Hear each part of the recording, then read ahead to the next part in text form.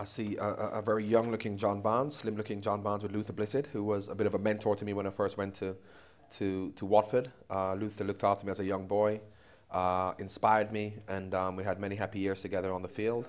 Both played for England together. Luther went off to AC Milan, I stayed at Watford, went on to Liverpool, and Luther and I are good friends even now, but it was happy times. You know, coming up, I didn't come up from the fourth to the first division, I joined in the second, but Luther came all the way from the fourth right up to finish second in the league to Liverpool. What a journey that was, and you know, it was just such happy times at Watford, and I suppose if it's your first club, it evokes those happy memories. Is it true that... No, AC Milan did not think that they were signing me when Luther Blissett went. What they did at that time, they looked at the top scorer in the league, and Luther was the top scorer in the league. So rather than looking at possibly investigating the way he actually played and whether he would suit the way AC Milan played, they looked and saw he was the top scorer in England, and that's what they did back then. He signed the top scorer, so Luther went there fully on merit because he was the top goal scorer in the English league. I think that's you playing against Chelsea. Yeah, there is McLaughlin, the centre-back for Chelsea. There is Jan Lohman, the first... Remember when we got a Dutch player coming to play for us, played for Holland under 21s, and we thought we'd got into the first division, Premier League as it was, and then we're getting foreign players. This was like in about 1982-83. I had made my debut against Chelsea, not in this game, but you know, a few years previously, and we always did seem to do well against Chelsea. But back then, the most interesting thing and impressive thing, as far as I'm concerned, back then, looking at all of the archive pictures, are the shorts. We like the tight shorts, and every time I remember looking at my latter days with the long shorts, and I was just so depressed having to wear those long shorts because all the players will vouch for the tight shorts back in those days, and I think they should bring them back. Why? Because you get to show off your thighs.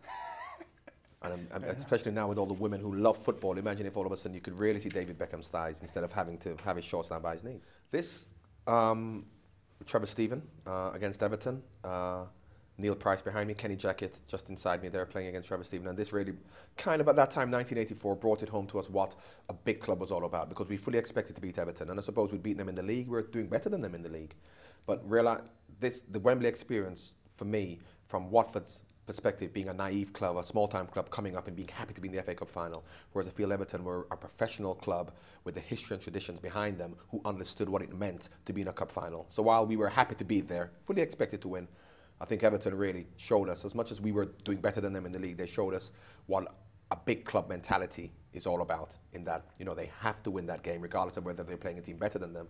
Whereas for us, as much as we wanted to win, we were really just happy for a small-time club like Watford to be at Wembley.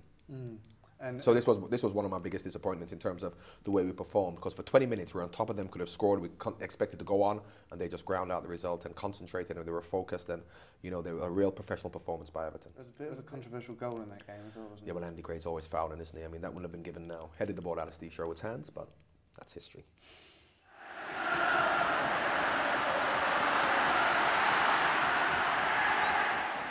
Yes, and this is that game, and once again, there are the shorts in their full glory, and the hairstyle as well, with the afro, as it turned out to be. It was supposed to be a perm, and he put the gel in it to make it nice and wavy.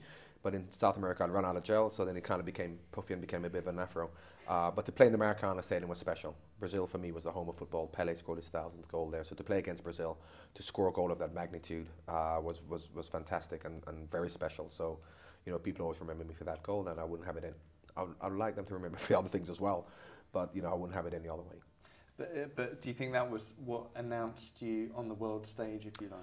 It may have announced me on the world stage, but also because of the expectancy after that. People expected me to do that all the time. So, you know, my England career, people expected me every week to be doing this, and while I felt that I was performing competently, because I wasn't doing this regularly, then people would say that, you know, that my England career didn't go as well as my club career did, and it didn't.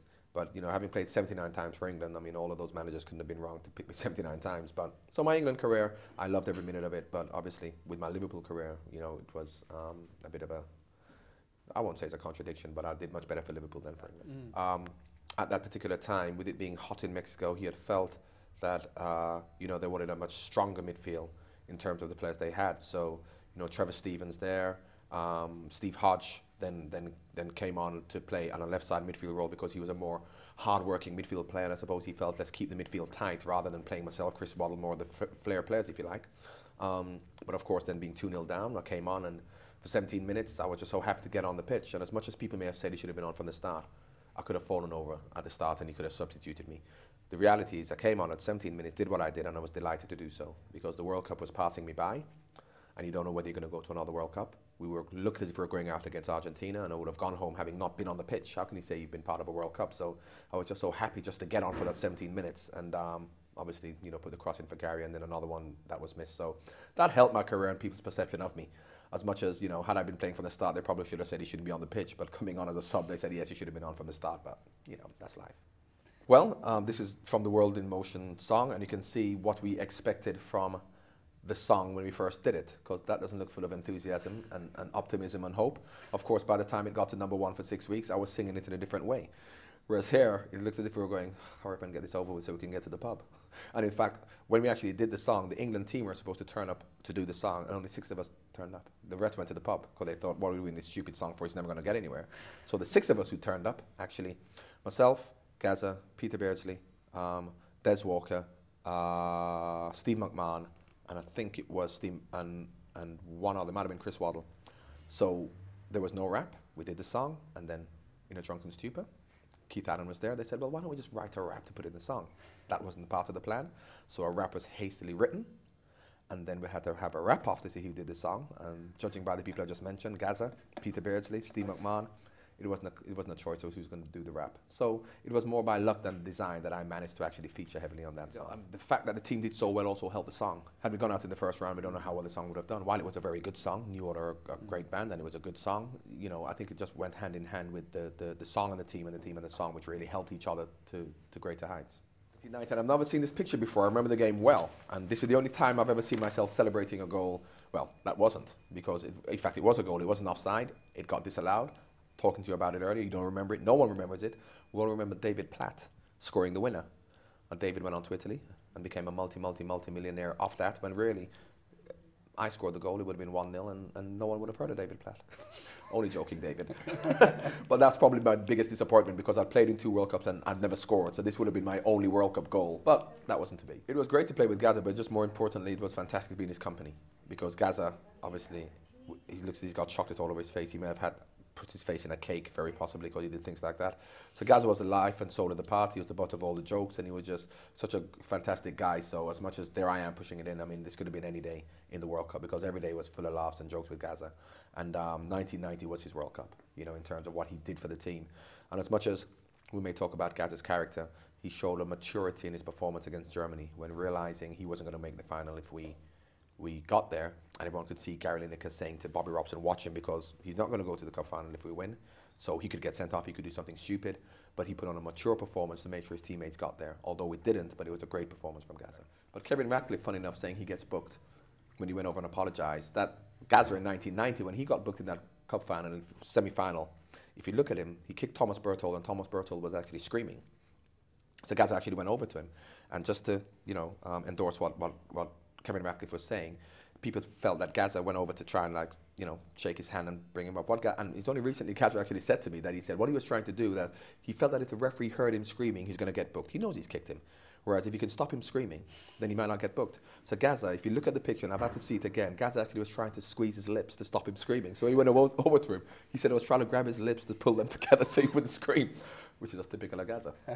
And always, as in club football, international football, you want to play. And no matter what people say, you want the person on the field in your position, or the team, not to do well when you're not playing, to get on, or if they, that happens, that's a reality of life. But this really was a situation whereby everybody was pulling for each other, wanted us to do well, because the spirit was so great. And in many respects, even if we may or may not have been one of the best sides, but that spirit really shone through and carried us all the way to the semi-final. And funnily enough, the best performance we put on was in the semi-final against Germany, where we lost, because there are games we could have lost, Cameroon included, Belgium included. But that was one of the best performances that England have put on in the World Cup, albeit, in glorious defeat.